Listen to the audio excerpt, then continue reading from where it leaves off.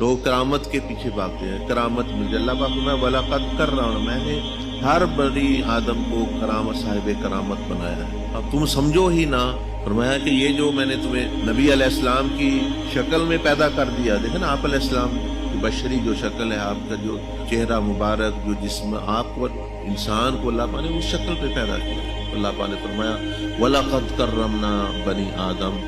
کہ بنی آدم کو ہم نے کرامت بخشی ہے کہ یہ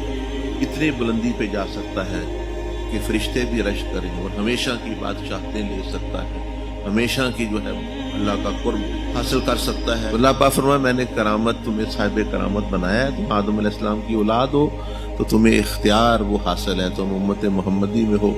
یہ بڑی کرامت ہے تمہارے لیے، آدم علیہ السلام کی اولاد ہو کر آپ اس کو استعمال کرو اور اس کرامت سے فائدہ اٹھاؤ، اس عزت سے جو اللہ پاک نے بندے کو دی ہے۔